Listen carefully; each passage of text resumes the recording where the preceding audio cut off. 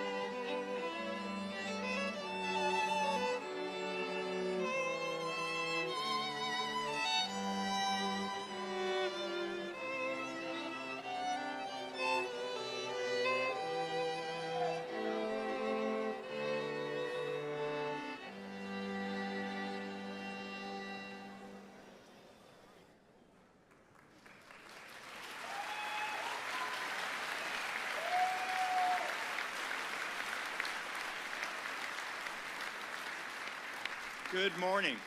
Platform party, you can be seated. I think this is going to be a rowdy group. As Dean of the Antonin Scalia Law School at George Mason University, it is my great honor to welcome you to the celebration and commencement of the great and very large JD class of 2024.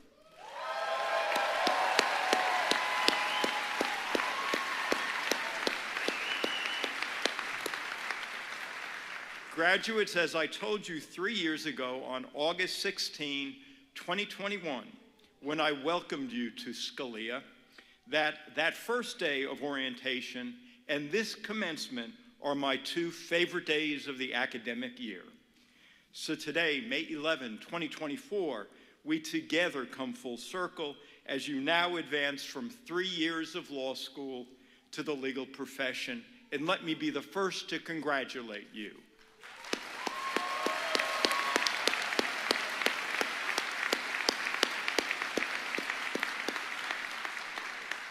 Please now rise for the presentation of the colors by the GMU ROTC Patriot Battalion, and then remain standing for our national anthem, which will be sung by our own graduate, Sarah Barker.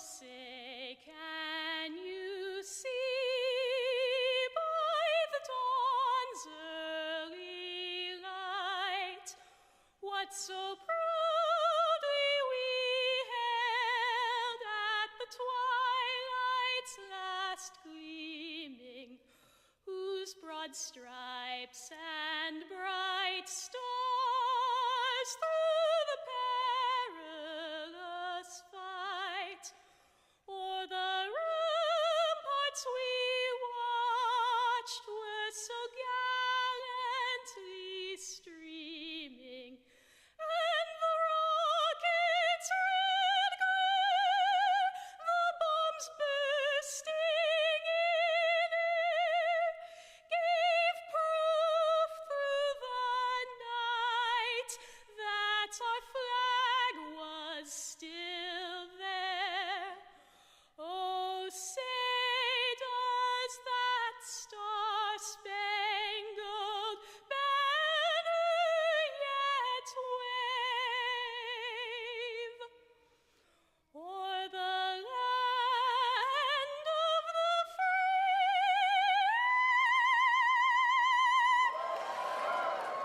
and the home of the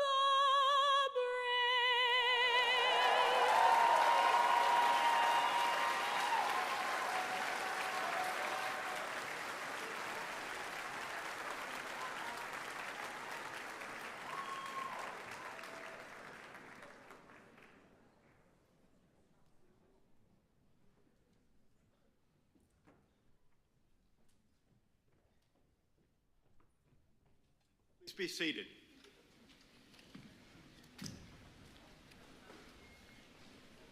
Let me thank the Patriot Battalion, and Sarah, the only word I have for you is wow. Fantastic. I also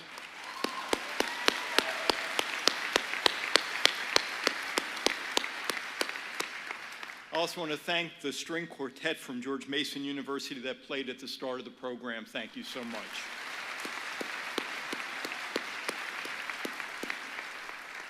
Before we begin today's proceedings, I do want to recognize the outstanding law faculty, including our associate and assistant deans who are seated on the stage.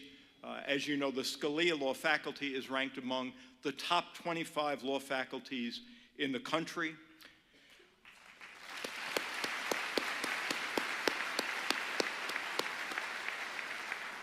Also on the stage is Vice President Dave Burge, representing George Mason University in the Office of the Provost. Platform party, please stand and let's do another round of applause.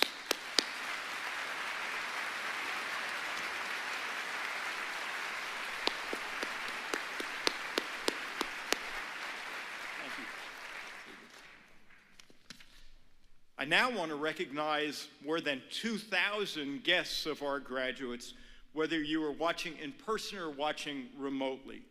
The family and friends who have given of yourselves and made sacrifices, financial and otherwise, to help you earn your degree. The mothers, fathers, sisters, brothers, grandparents, husbands, wives, children, partners, significant others, and friends. Will the guests now please stand and we will applaud you.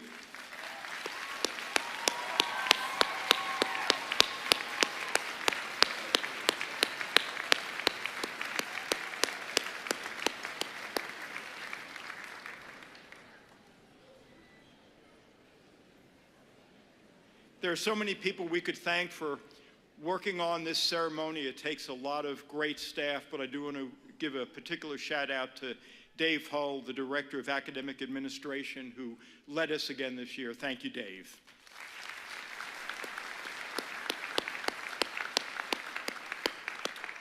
Right, we're now going to have remarks from 3 student representatives who have been selected or elected by their peers. First, Emma Capitanelli was elected by the J.D. Day class. Emma, if you'll come forward.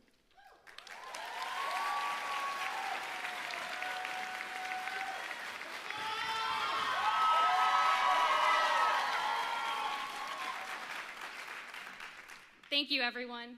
Thank you, Dean Randall. It's truly an honor to be here. As we enter the final stage of our law school career, I think it's time I finally admit something to you all. I did not want to go to law school. Like many of you, I grew up with adults telling me, "You argue a lot. You should be a lawyer." First of all, that's rude. Second of all, it's not arguing when I know I'm right. But I swore off the idea of law school. Instead, I decided to pursue a path filled with energetic, exciting, and passionate colleagues, which is why I majored in chemical engineering. Unfortunately, it took me 3.5 years to figure out what most of you already know. Engineering is not my destiny. And long story short, here we are. But my apprehension to lawyering is not unique. People hate lawyers. They think we're elitist, obsessed with our jobs, that we go into every interaction asking what we can get out of it. And law school only reinforces this notion. That wasn't meant to be a joke. Sorry. But it's true. We're taught that our classes should be our priority, that our network is the most critical asset in our tool belt. I think there's some truth to this, but that can't be the end-all be-all. A network is important, but for me, a community has been essential. A community gets to know the real you outside of your career. A network may help you find a job, but a community helps you find a purpose. And lawyers do amazing things outside of our jobs. This class is a testament to that. Members of our graduating class got engaged, and the lucky ones got married. Some had children and raised families. Others volunteered and advocated for important issues. Some became United States citizens. Others built lifelong relationships. Some of us just showed up every day, and you know what? Roll Tide to that. But this class also experienced heartbreak, loss, and grief. At the end of our 1L year, I lost my maternal grandmother, my Mimi, to a short but hard-fought battle with cancer. My Mimi loved bringing people together. Whether it was coffee and cheese on the patio or a fancy dinner, she truly had a desire to connect with people and had a heart for others. Following her diagnosis, the care I received from this student body was a true reflection of my grandmother's love. As important as building a network seemed at the time, it was this communal support that gave me the confidence to continue here.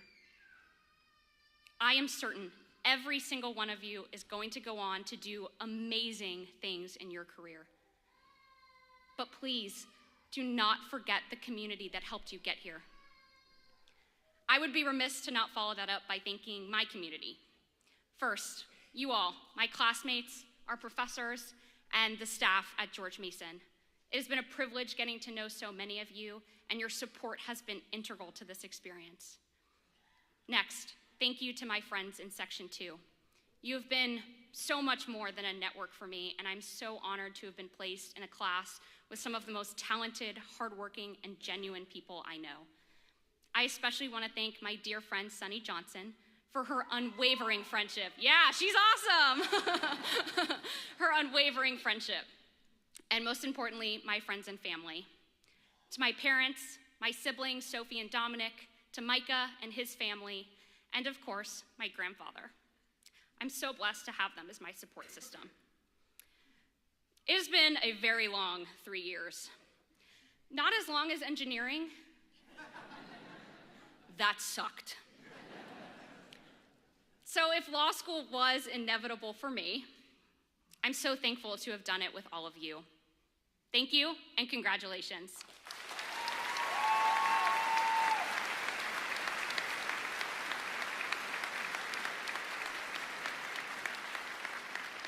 Thank you, Emma. We're so glad you did decide to come to law school. Patrick Madrid was elected as the JD Evening Class Speaker. Patrick.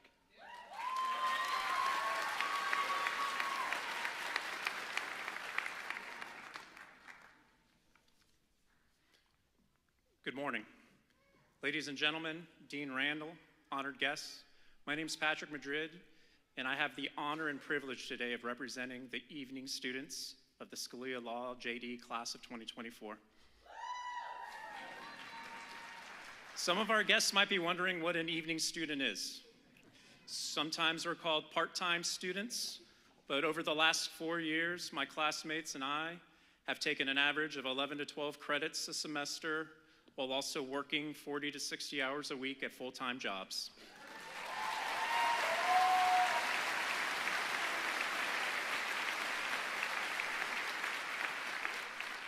Personally, I prefer the term evening student because after going to class Monday through Thursday for the last 4 years, it's felt like anything but part-time. When I was told I'd have the opportunity to talk to you today, 3 things kept coming to mind.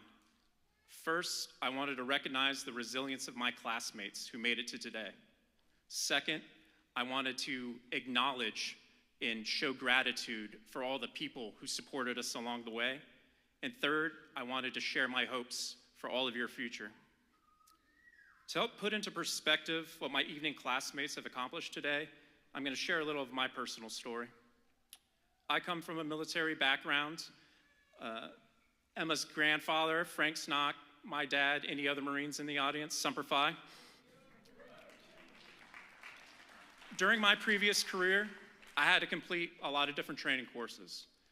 9 months of Marine officer basic training, 2 years of naval aviation and survival training, a year of military operational planning. You might call it recency bias, but honestly, I would choose to repeat any one of those programs than to have to do 4 years as an evening student again. Balancing school with work was not the only thing that occupied our time. Evening students are well represented on the school's law journals, SBA, Moot Court, Mason Mentors, and a lot of different other student organizations. As Emma said, life has also continued while we've been at school. Evening students have transferred, started families, gotten married, and bought new homes. Many of us have also experienced personal tragedy, as Emma has. And I encourage all of you to recognize today's accomplishment as a testament of your personal resilience and determination. Congratulations to you all.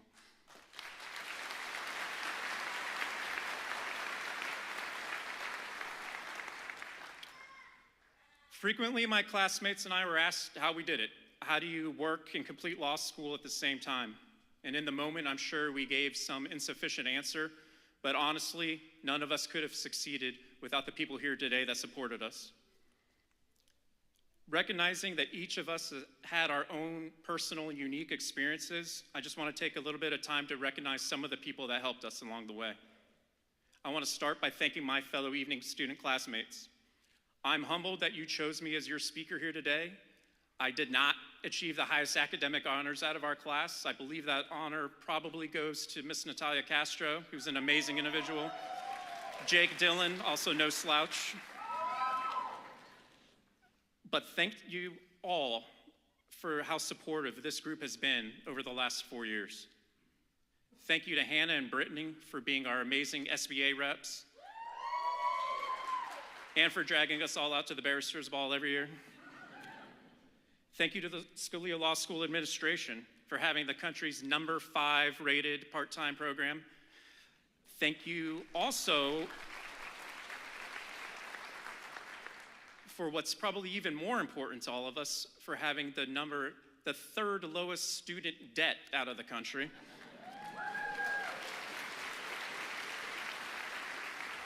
Thank you to Dean Cho, Ann Miller, and all the career services staff for helping all of us to achieve that ultimate goal of getting a job after we graduate. Scalia Law does have amazing faculty, and my evening students and I would particularly like to thank Judge Steve Shannon, Michelle Boardman, Ross Davies, and Professor David Lord. In addition to being excellent teachers and lawyers, all of those professors stood out for understanding the unique challenges that evening students face. Thank you to Professor Wagstaff for teaching me how to write like a lawyer. Thank you, Professor Jaffer in the National Security Institute for always accepting evening students to the Summer Abroad program with Justice Gorsuch. It's through that Summer Abroad program that I had the best opportunity to study along with many amazing day students that are here today. Even though I was old enough to be an undercover professor, or maybe even Jeff Bezos before I grow the beard, right, Sonny?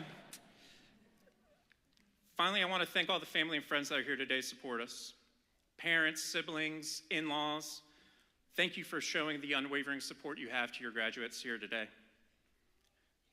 Thank you to my kids, Izzy and Gabriel, and all the children of the graduates here today for understanding when your mom and dad was away studying or in class. Thank you to the husbands, wives, partners, and significant others for taking this law school journey with us. To my wife, Danielle, I know that my career choices have not made life the easiest for us. Thank you for being along with me on this journey, and thank you for being my rock, even though you hate it when I say that, because you're an amazing person, not only as my wife and as an amazing person and an accomplished person in your own right, but also for being the mother to our beautiful children. So I want to take a moment now to recognize all the mothers here today, and thank you for sharing your Mother's Day weekend with us, all the grandmothers, mothers, godmothers, stepmothers, mothers-in-law. Thank you.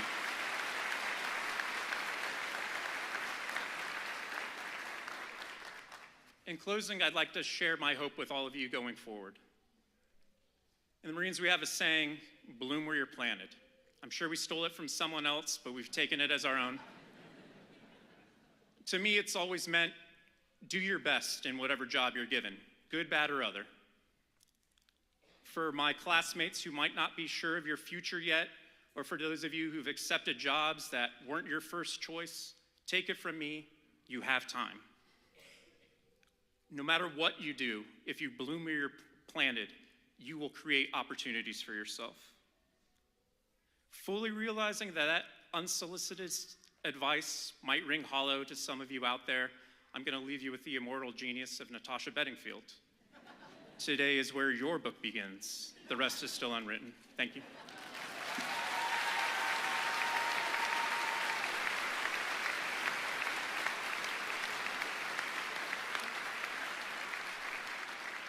Another great job. Thank you, Patrick, and thank you for your service to our country. This year we've had an outstanding SBA president, Mary Stewart. Mary, I've enjoyed working with you, and we'll end with remarks from Mary.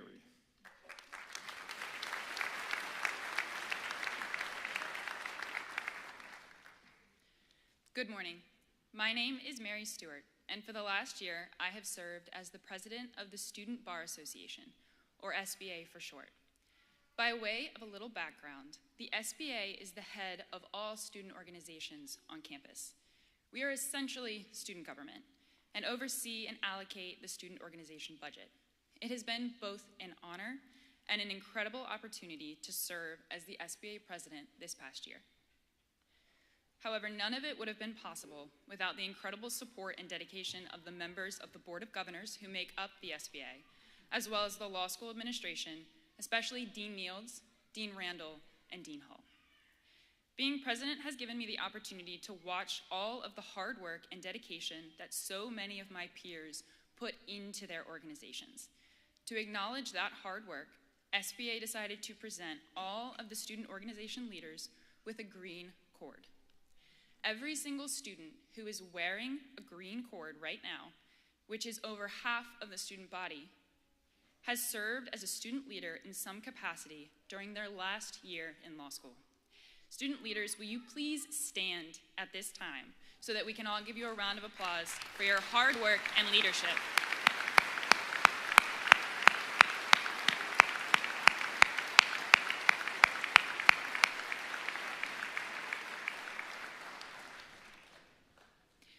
When I started reflecting back on our years in law school, I thought back to August of 2021, when we sat through orientation week. We learned about making case briefs and issue spotting. We were warned about the stress of the legal career, and we were told some very important advice. Remember your why. During one of the orientation sessions, Dean Huber said it was critical to remember why you came to law school, what it is that you want to accomplish.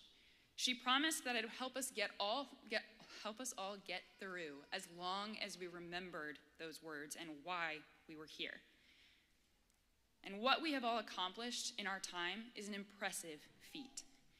In 2021, the National Center for Education for Statistics reported that 15.4 million students were enrolled in undergraduate education. During that same time, the American Bar Association reported that just over 138,000 students were enrolled in law school. These statistics show that only 0.8% of students who pursue an undergraduate education will continue to law school. That is less than 1%. Yet we are all here.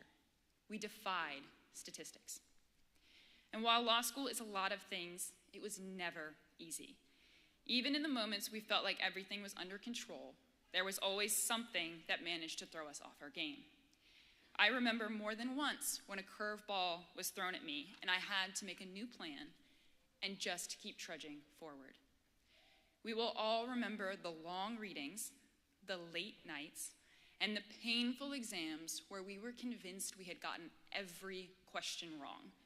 And our only hope was the curve and the chance that someone else did worse. Somehow, we made it. For a lot of us, it was only possible because of the people we had around us. Friends we brought with us, friends we made here, and family who has always been in our corner.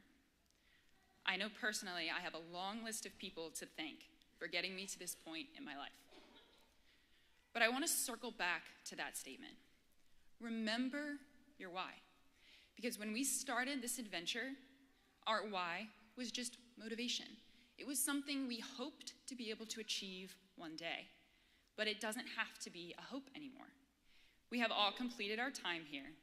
We have learned what it means to earn a Juris Doctor. And we have equipped ourselves with the knowledge to go into the world and do what it is that we came here to do.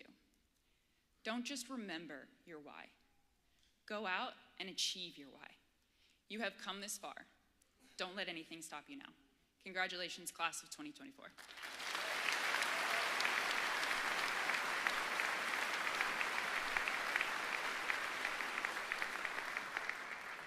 Thank you, Mary, for a great year of leadership. Each year, the graduating class selects a faculty member to speak at this convocation. The class of 2024 has selected Professor Caroline Seacott, just as the class of 2021 had selected her. Many of you had Professor Seacott as a first-year professor in torts, or you may have elected to take her administrative law energy law, or environmental law courses. No doubt she has made a lasting impact on our graduates. Professor Sicot earned her baccalaureate in economics from Harvard College and a JD and PhD from Vanderbilt University. During her graduate studies, she received the Robert F. Jackson Prize and the Archie B. Martin Memorial Prize. Professor Sicot is a devoted, inspiring, and able teacher who is committed to our students. She helps organize and oversee multiple student organizations. She provides abundant service to our students. Please join me in welcoming Professor Sicot to the podium.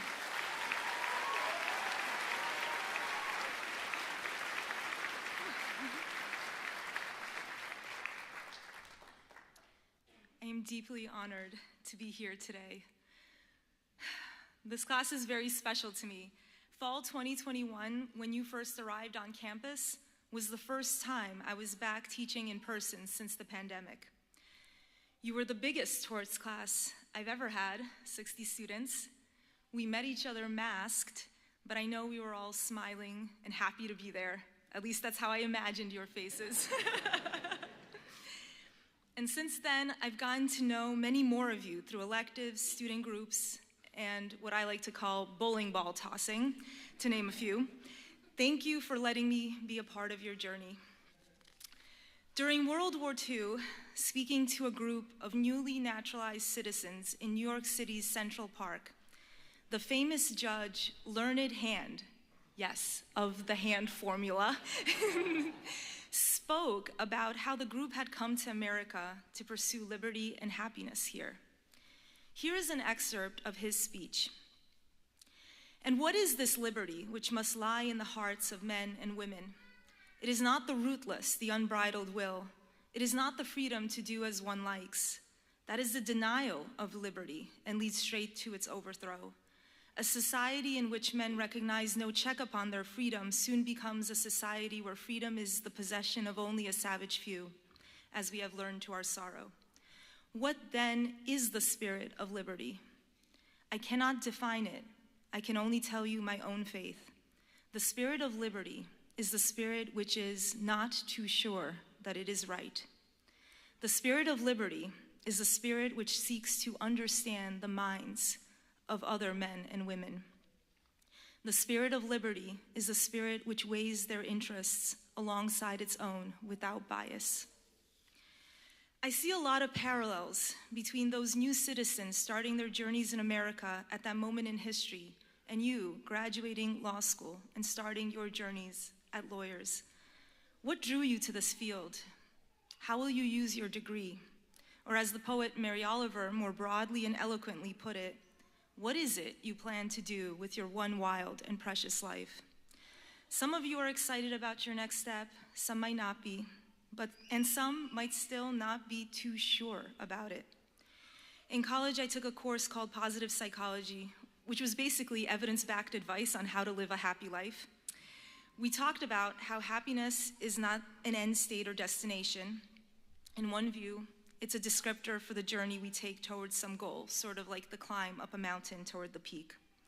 At one point during the course, we specifically talked about how to choose a career path that would make us happy by reflecting on a series of questions. The first, what are you good at? You graduates have trained in the law. You can understand and apply laws, regulations, and precedent.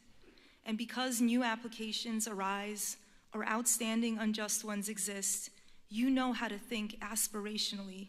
How should law change? And what is the most persuasive case for that change? Some pretty powerful strengths, which you've built through diligence, persistence, lots of reading, critical thinking, lots of writing. The second question, what do you enjoy doing? I bet in your time here, you've gotten a pretty good sense of which of these skills you enjoy using. And I love this dimension because it acknowledges how different we are even beyond our abilities. At this point in the course, it seemed that one's career path would just be the intersection of those two questions, but based on the evidence, that's not enough. The final question, the most important and elusive one, what do you find meaningful? As you reflect on this, I'll offer just a few thoughts. First, a minimum criterion. The other hand advice. Seriously, the hand formula. But restated, do more good than harm. In doing so, consider and listen to others, seek to understand, and weigh their interests alongside your own without bias. Second, what's meaningful is rarely what's easy. Third, what we find meaningful might change over time as we learn more and evaluate new opportunities. And here I urge you to live fully in each moment, even those moments that seem to be mere transitions to what you've predetermined is the next stage in your pursuit. You can never be too sure. Create work that will make you proud, and make sure that you're actively participating, not just going through the motions, recording moments for you or others to view later or enjoy later. These moments might end up being some of the most transformative periods of your life, creating unexpected but valuable opportunities and redefining what you find meaningful. Slow down, be present, don't miss them. And finally, you don't have to do it alone. All good journeys have good companions, and the journey toward a meaningful goal, the definition of a happy life, is not any different. Look out for companions and guiding lights that will support you or change your path in important ways. Now back to this specific moment. You are graduating law school with a powerful set of skills. I hope you learned a lot here and you feel empowered to make decisions that will allow you to live your best life and improve the lives of those around you. But I hope you haven't learned too much, or rather, that you are still not too sure about many things, that you have many, even major, questions. Have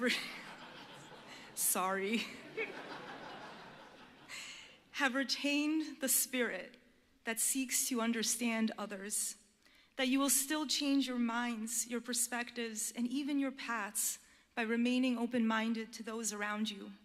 Good luck to you all. You are ready to get out there, and I'm so glad. The world needs you. Congratulations.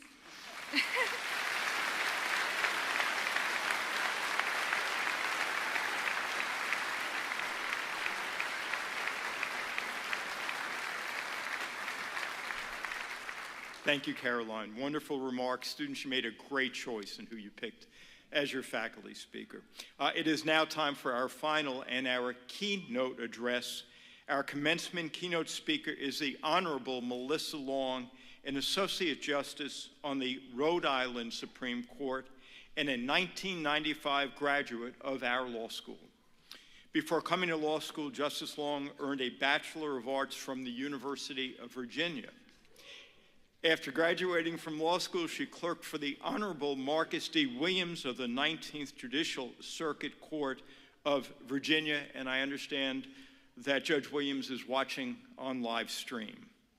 After working in Fairfax County on child abuse and neglect cases, she then moved with her husband, Ted, who's also a graduate of our evening program, to Rhode Island. And I will say, Ted, we're delighted you're here.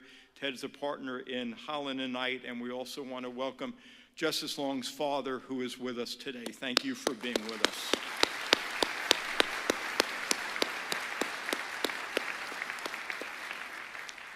Justice Long worked in the Appellate Division of the Rhode Island Public Defender's Office and the Rhode Island Department of Transportation. From 2015 to 17, she served as the Rhode Island Deputy Secretary of State before being appointed to the Rhode Island Superior Court, where she served for 3 years. And then in December 2020, she was nominated to the Rhode Island Supreme Court and was sworn in on January 11, 2021. And as I learned last night, that is a lifetime appointment.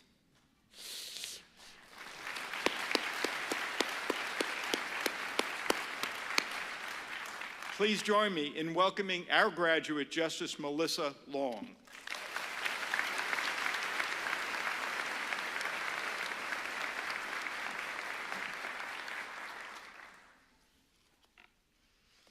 Thank you, Dean Randall. Proud families and assembled faculty, thank you for preparing these graduates for the vital role they will play in our society as attorneys. Graduates, congratulations. As an alumna of this fine institution, I know how hard you worked to sit where you're sitting today. After all, I too had to take economics for lawyers as a 1L. But back in 1992, it had an arguably scarier name, Quantitative Methods for Lawyers. There are scary courses, and then there are scary times. You started law school at a scary time, in the middle of a global pandemic when neither the end nor the proper public health response was immediately clear.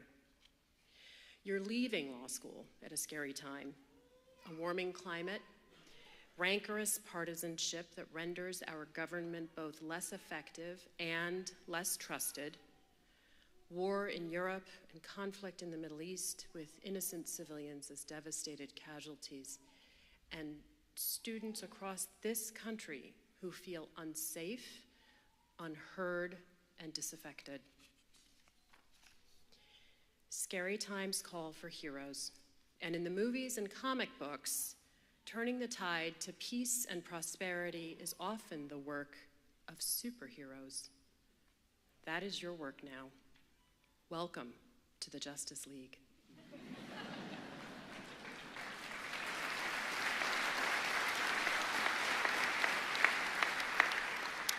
You may be thinking, when she says Justice League, she must be meaning the community of fellow lawyers. She certainly doesn't mean the assemblage of superheroes made popular by DC Comics. You're only partially right. I do mean welcome to the Superheroes Club. I consider lawyers heroes, and I know heroes when I see them. I've lived amid heroes all my life. I was born and raised in a military family. My parents met in the Army. My mom was a nurse who served in the Women's Auxiliary Army Corps, and my dad flew combat missions as a helicopter pilot in Vietnam, and then became a career soldier. My siblings and I were raised on military bases around the world during the Cold War. We lived among families for whom love of country was understood, service to others was a way of life, and sacrifice came with the job. When I was in middle school, my next-door neighbor was Omar Bradley, the last living 5-star general of the Army, a hero and a legend. I was raised to believe that lawyers are heroes too. It was 2 lawyers from the city of Alexandria who represented Mildred and Richard Loving when they challenged Virginia's anti-miscegenation statute. It was 9 United States Supreme Court justices who struck down that law unanimously and thereby decriminalized the union between my black father and my white mother, paving the way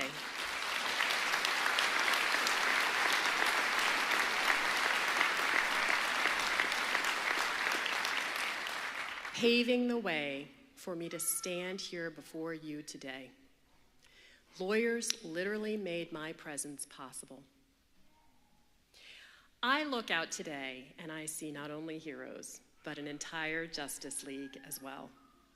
The largest class in Scalia Law's history, or at least in recent memory. Your superpowers have already been tested against unprecedented adversity.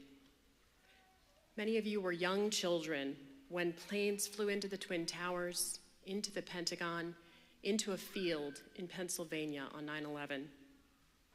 Wars in Iraq and Afghanistan persisted for much of your lives. You've had to navigate active shooter drills at school and virtual attackers online, often in the form of nameless, faceless cowards.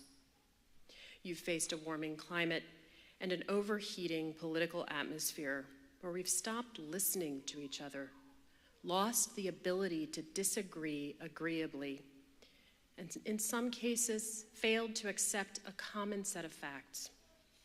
You face a United States and a world beyond it in which an alarming number of citizens have lost their faith in our institutions, including our courts and our judges. You arrived at Scalia law from 39 different states and the District of Columbia, with differing and hotly contested approaches to confronting the SARS-CoV-2 coronavirus. In the fall of 2021, you had to navigate the daily Mason health check and other protocols, in addition to your 1L coursework. And in the face of all of this, you did what heroes do. You ran toward, not away, toward a belief in the rule of law, toward the reinforcement of this country's bedrock institutions, toward an oath you will take in short order to support the Constitution and laws of the United States and the Constitution and laws of the states where you'll be admitted to practice, toward a sacred professional responsibility of honest dealings with others, and toward a duty of candor, toward the vital, if challenging, feat of shoring up trust in our legal system. As you consider how best to make a difference, I ask you to keep three things in mind. One, remember the importance of federalism. Our university's namesake, George Mason, wrote the Virginia Declaration of Rights, which continues to exist today as Article 1 of the Constitution of Virginia. Remember, lawyers take an oath to support the Constitution and laws of the United States and the Constitution and laws of the states where we are barred. Get into the habit of reading your state's constitution. When you go into your state courthouses, be prepared to tell the judges why your state constitution compels a certain result. Is there an adequate and independent state ground for the court to rule in your client's favor? We state court judges need you to help us build and refine state constitutional law. As then Professor Antonin Scalia explained in his article, The Two Faces of Federalism, we have to bear in mind that federalism is a form of government midway between two extremes. At one extreme, the autonomy, the disunity, the conflict of independent states. At the other, the uniformity, the inflexibility, the monotony of one centralized government. Federalism is meant to be a compromise between the two. Two, please remember the importance of access. Many state constitutions provide a right to access the courts. What do those provisions mean, and how do they impact your obligations as attorneys? The quality of justice is diminished when people arrive at our courthouses and face barriers to access, whether due to a disability or a lack of proficiency in the English language. And that's not just those whose native language is something other than English. I'm also thinking of semi-literate individuals who can't navigate the very complicated legal language found in so many of our court forms and documents, and those who cannot afford adequate legal assistance. Please remember your obligation to provide pro bono services for those unable to pay. Investigate the parameters of limited scope representation under your jurisdiction's rules of professional conduct.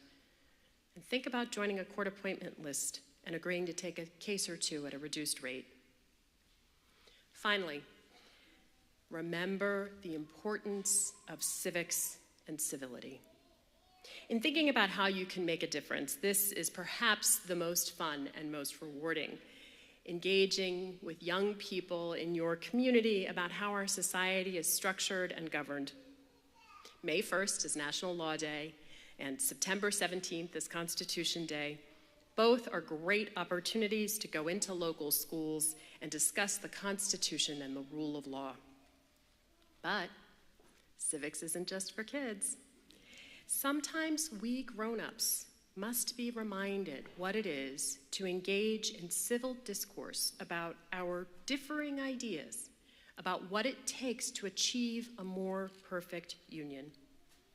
We must challenge ourselves to listen as well as to speak, to acknowledge that compromise is not a bad word. Sometimes our friends and neighbors have to be reminded that what they see on social media may not be fact-based, that serving on a jury and exercising our right to vote are critically important civic duties. Every day is a good day to promote civility and civic engagement.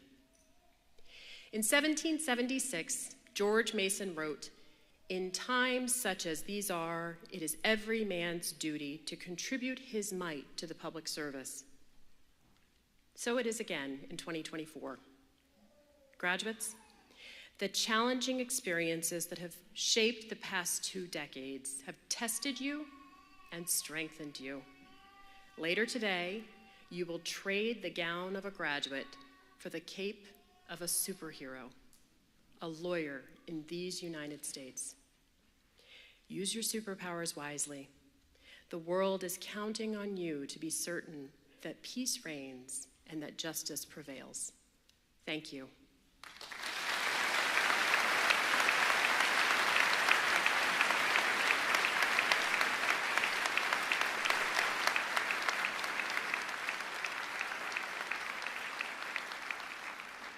Thank you, Justice Long. We're honored by your remarks. We're inspired by your remarks. We're proud to call you one of our graduates. Okay, now the moment you've all been waiting for. Let me please ask our graduates to stand.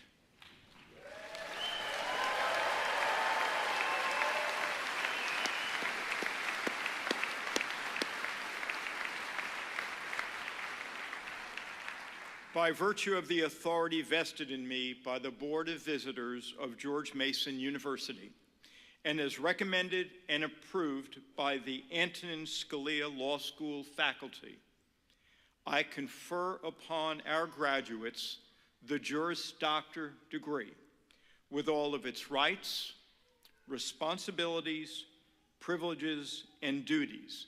You can now move your tassel from the right to the left. Congratulations.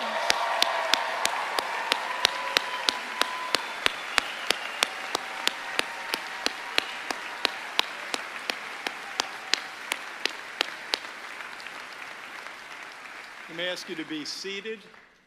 I'm going to call to the podium 2 of my colleagues, Associate Dean Shahar Dilberry and Anna Maria Niels, who will help with the presentation of the diplomas. And I will ask our marshals, please, to present our class.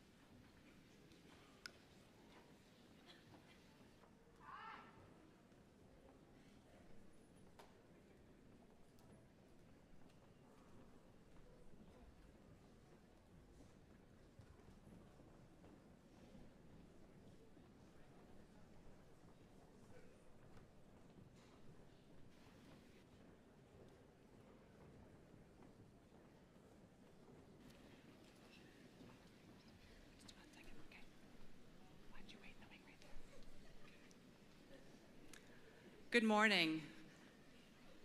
My name is Anna Maria Niels.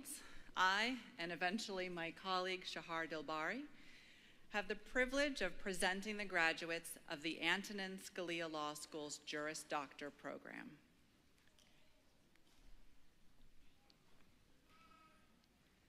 Peter J. Abernathy.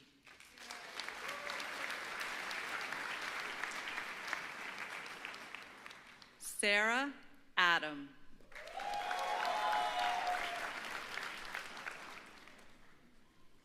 Ashley On.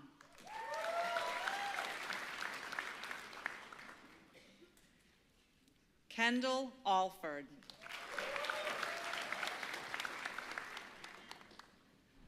Ziad Al-Katani.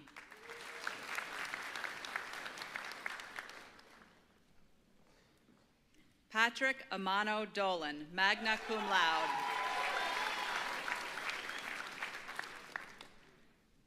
Caroline Amarant.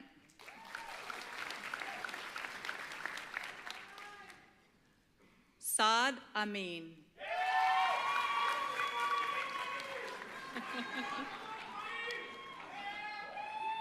Walker Shulkin Anderson, magna cum laude. Lauren E. Aragon, magna cum laude. Catherine Ashby.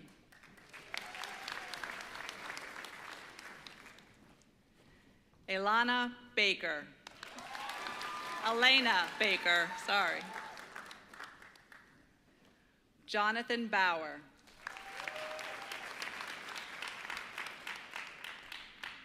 Samuel Ballette.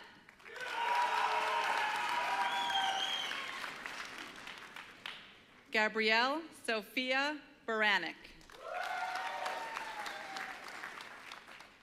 Sarah Barker, cum laude.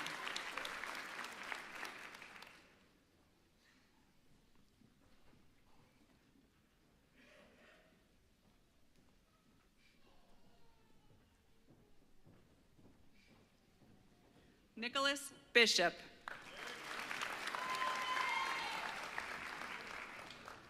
Julia Blashkowski.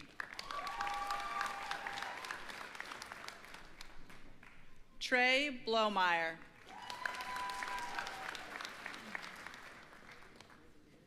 Nathaniel Michael Bodner.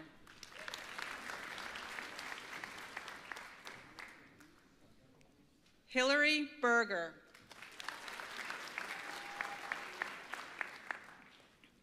Lauren Nicole Borsheim. Parker Allen Bowman.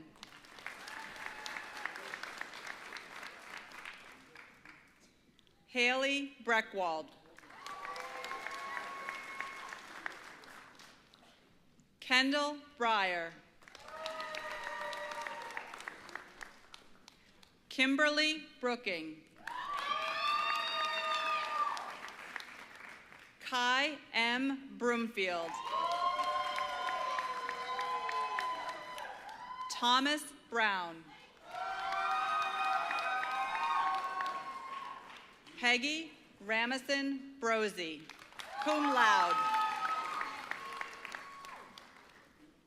Brittany Burnham. Alex Buttram, cum laude.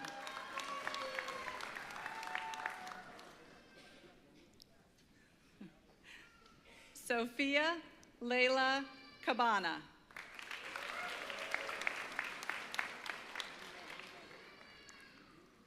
Joseph Calabrese.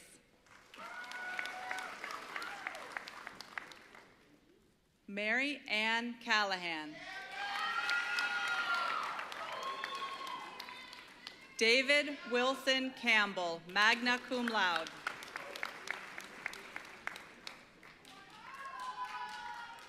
Sam Canavos.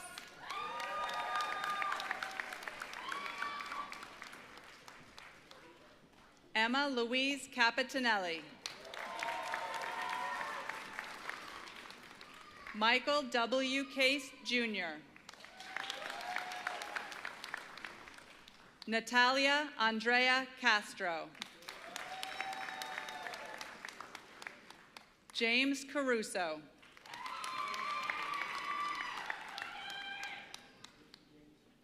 Chelsea Shannon.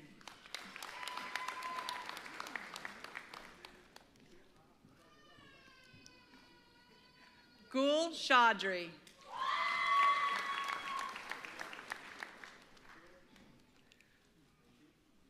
Mansa Chilakala.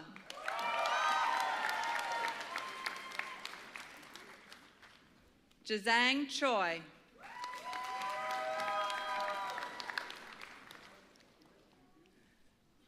Anthony J. Siri III.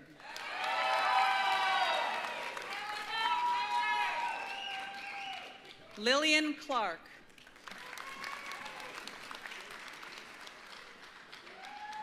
Timothy John Cody. Margaret Hua Cochran.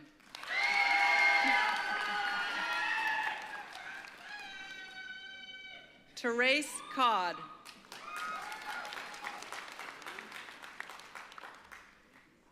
Kala Kaufman.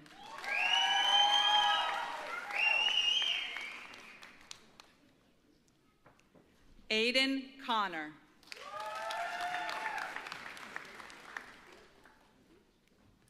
Edgar Cordano.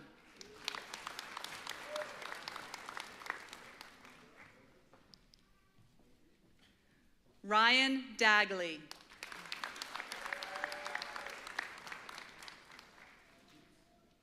Quinn Dang.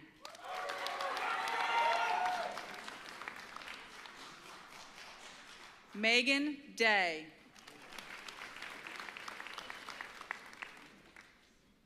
Matthew De Benedetto, cum laude.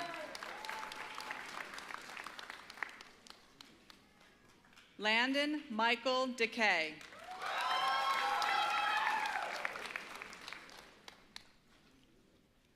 Jacob Carter DeRue.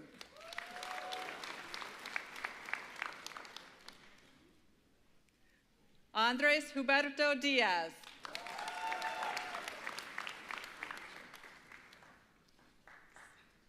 Megan Marie Dill.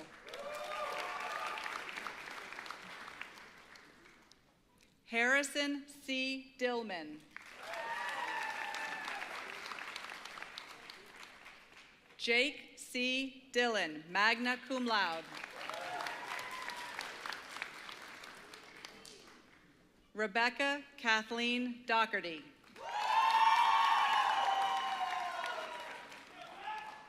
Ian Dow.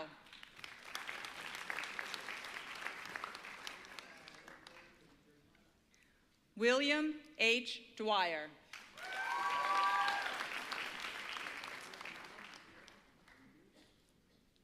Emily Catherine Eitzen.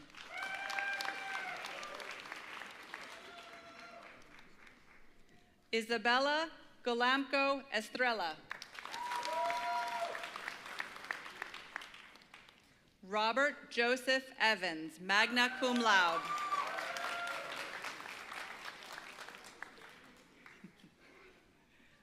Connor James Fellenbaum.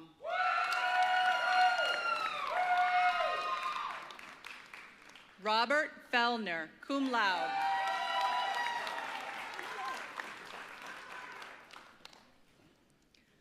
Alexa Ann Fitzgerald. Nicholas Franchi.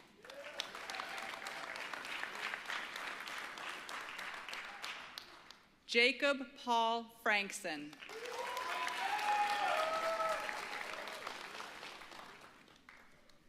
Riley Fritz.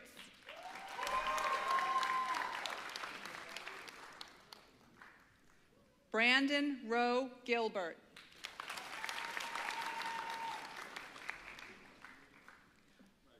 William Zion Godfrey.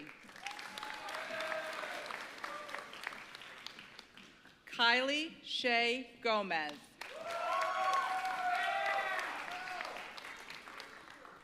Joseph Leader Gordon.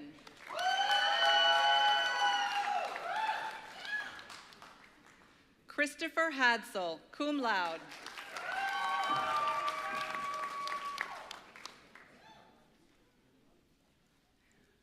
Cornelius Joseph Haggerty.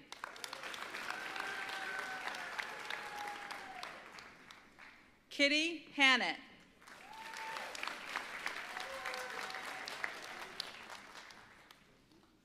Brittany Jean Havens.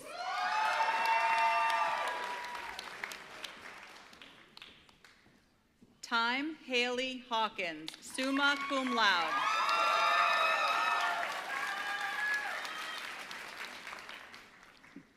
Gabriella Iancono Hensinger.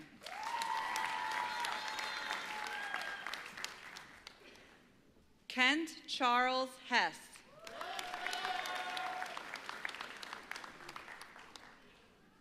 Natalie Zazara Hill.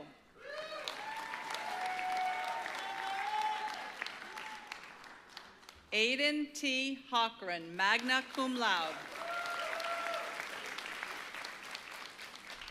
Madeline Hodges, cum laude. Anna McCall Holland.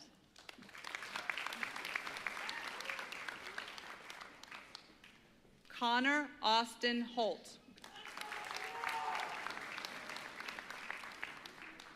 Nathan Hodis.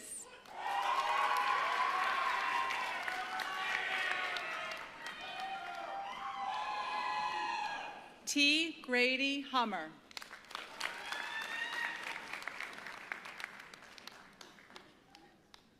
Kelsey R. Hunt, magna cum laude.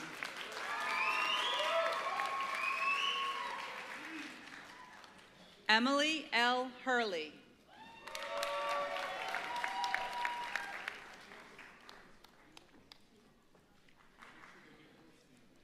Corey Jack.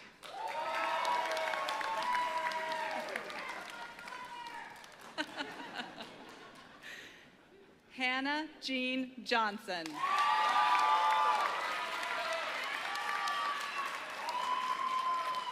Jeffrey Grant Johnson, Jr.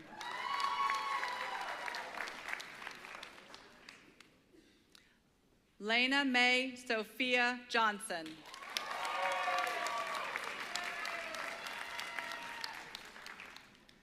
Suzanne Johnson, magna cum laude.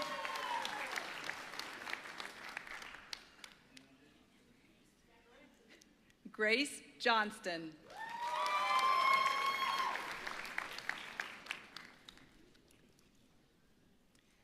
David Trombley Shapiro Jonas, magna cum laude.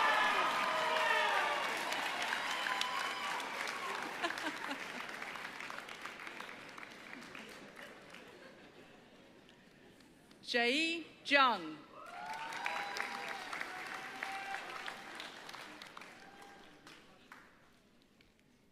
Michael Joseph Kaczmarek.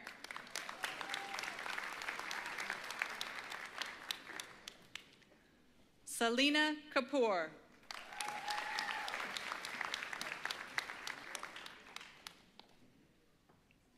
Nikolai Karavoden.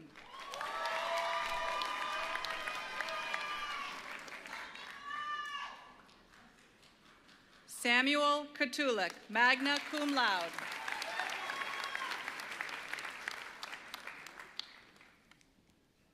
Catherine Keck.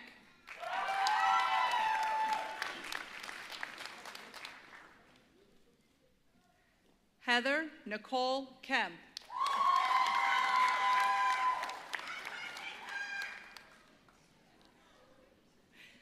Caitlin Amber Kennard.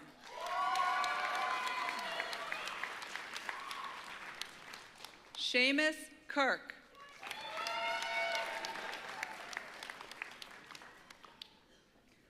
Jacob A. Kistler, magna cum laude. Catherine Kuhn.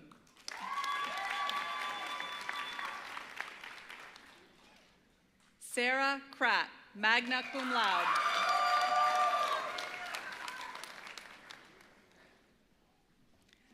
Alexander Krupnik.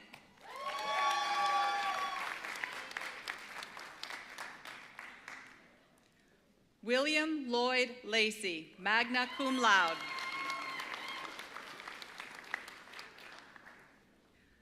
Tyler J. Lardieri, summa cum laude.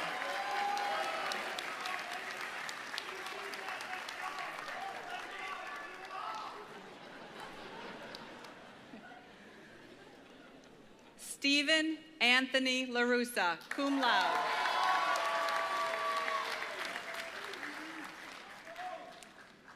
Taylor Lane Damude, magna cum laude.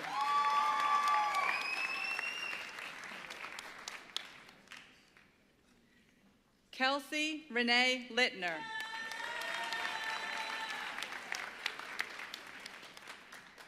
Alexander James Lubinkus, cum laude.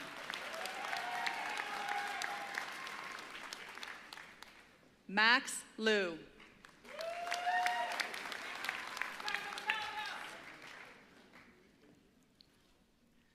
May Carey Lonergan.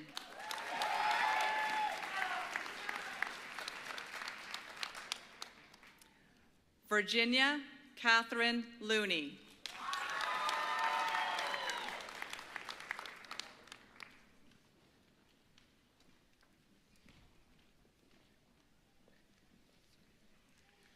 Good afternoon. My name is Associate Dean Shachar Dilbari. I'm here to give Anna Maria a break in reading some names. And let's continue. Thank you. Patrick Madrid.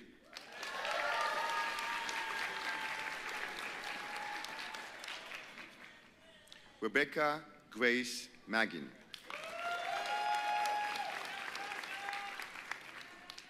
Hannah Clarizio Mann.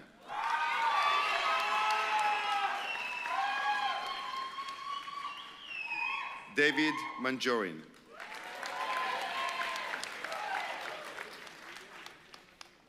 Richard Manley.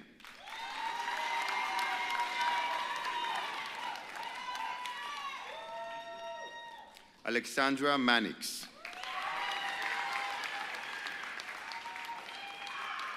Christine Noel Marsden. Kyle Matthews.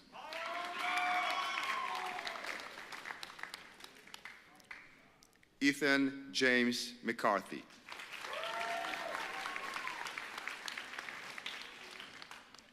Kirsten Sarah McDevitt.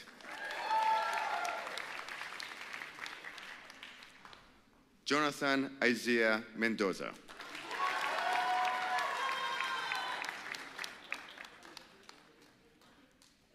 Alex Menzies.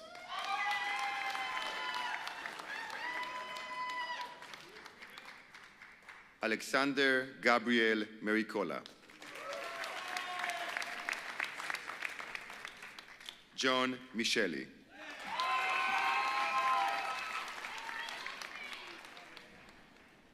Megan Mikel.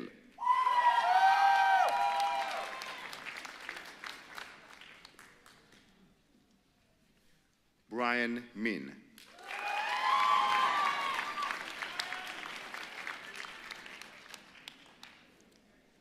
Emily Mizurovsky.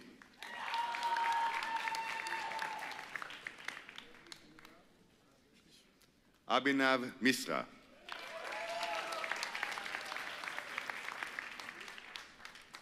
Momin Bin Moshin.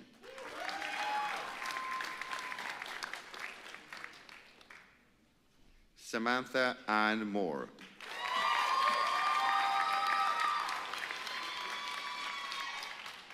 Caesar Mayor. Benjamin Matten.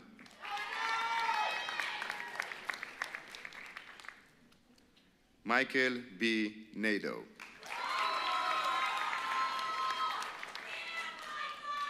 Amanda Neck.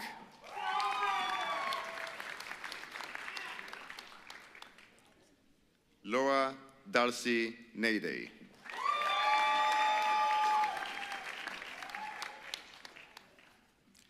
Amanda Norman.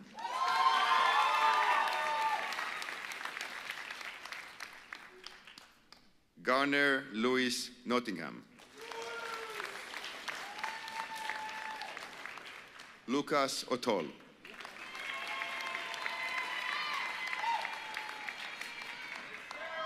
Kyungmin Rachel Park.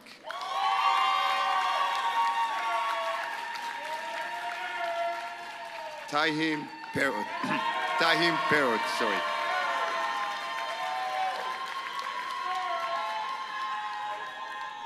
Savannah Patterson.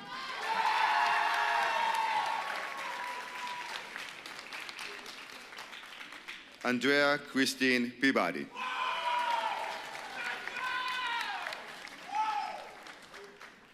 Matt Pecorario.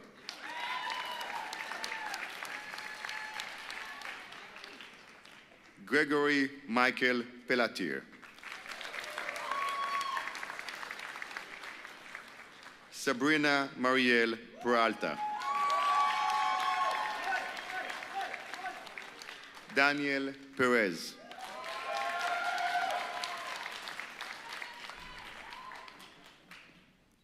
Daniel John Perzik.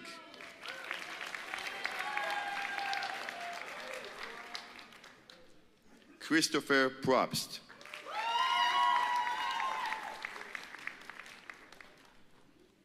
Karthik Raja.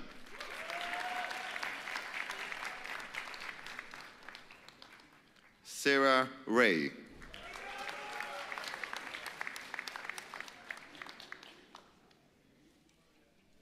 Jack Ring.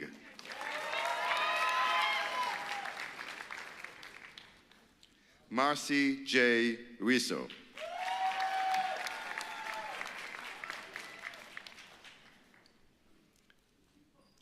Gabriel Robertson.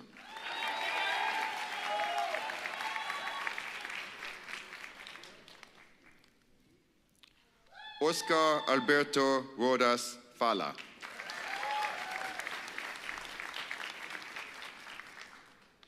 Alexandra Ruskowinski.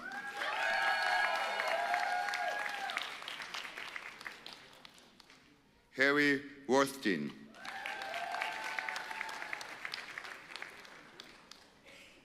Marcus Rupp.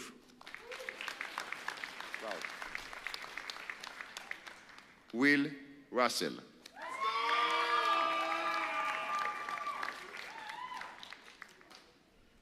Eric Sadler. Cum laude.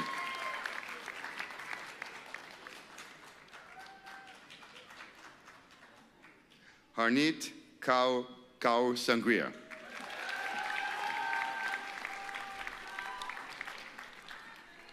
Micah Schockner.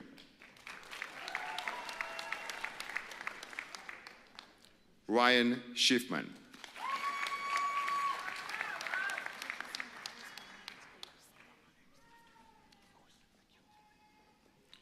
Jessica Schuler.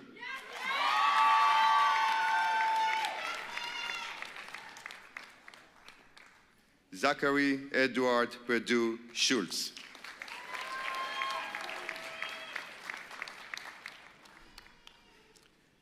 Anna Seaford.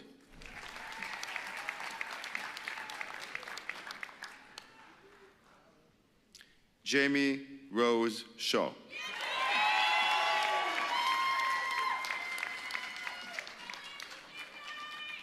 Chandler Sensiba. Emily Siegel, magna cum laude.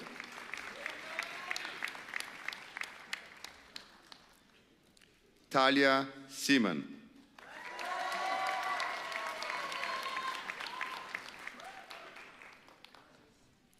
Erica Lynn Sargent.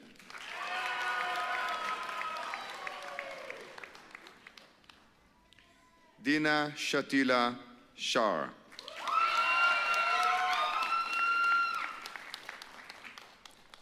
Joseph Shea.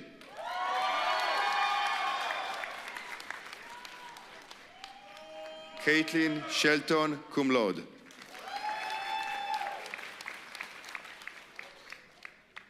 Tristan Silva II.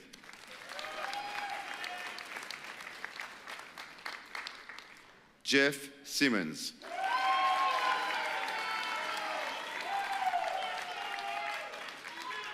Leah Sims.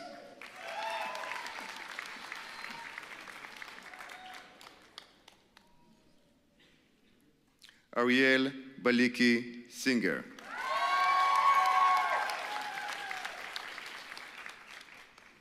Samuel Slas III.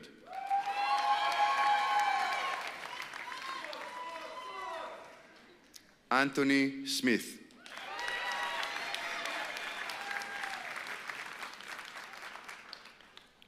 Claire Margaret Smith.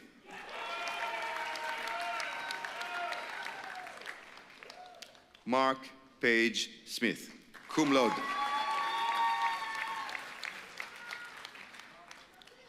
Sabrina Jasmine Solto.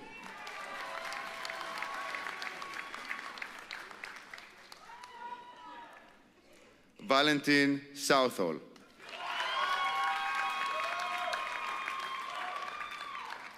Dylan Wade Sparks.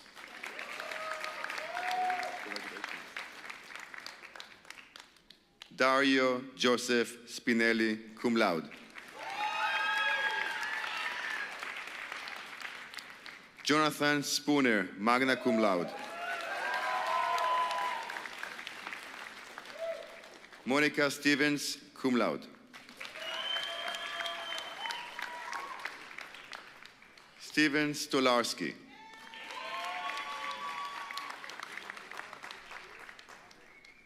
Mary Elizabeth Stewart.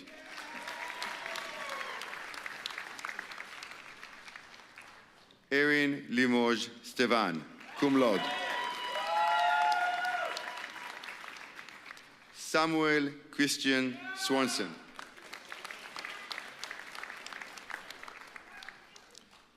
Sydney Snyder, magna cum laude.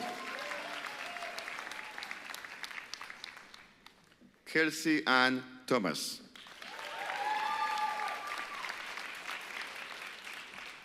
Ellison Lynn Tolan.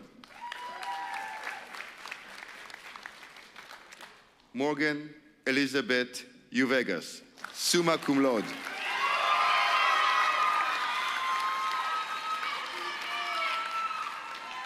Caitlin Groundwater Vittel.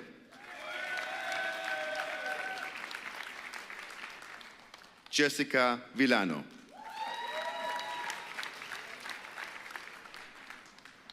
Jason Wallin.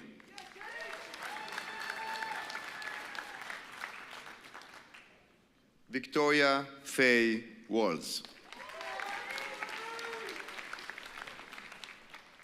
Kevin Matthew Walsh.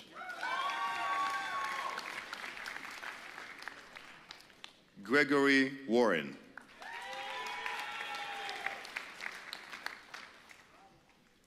Aaron Watt.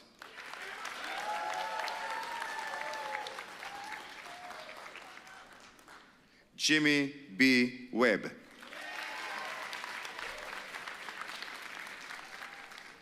Derek Weber. Drew Wilson. Connor Wiseman.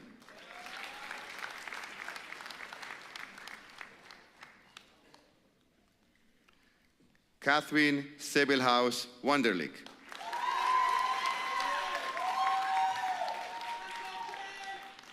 Ethan Yang. Congratulations. Nathaniel DeAndre Yu.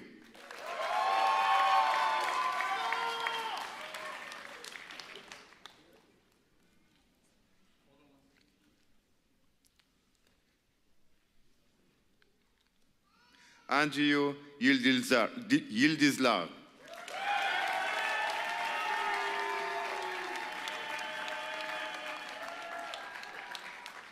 Lucas Frederick Zelasco.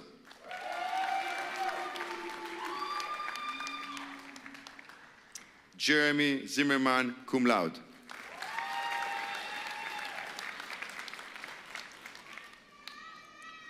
Jacqueline Zagby.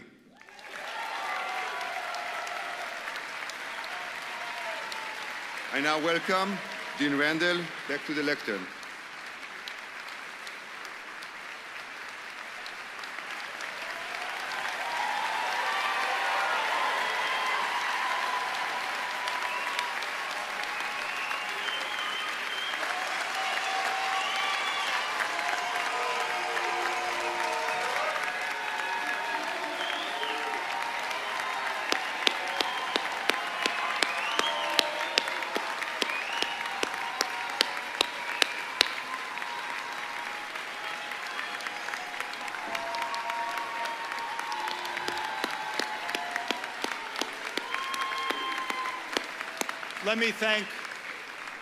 Let me thank all of you for being with us on this wonderful day. We have champagne waiting for you in the atrium. Platform party. And graduates, now please stand for the recessional. Graduates, please wait until the platform party has exited. And audience, please let our graduates move out before you do. Thank you. We're adjourned.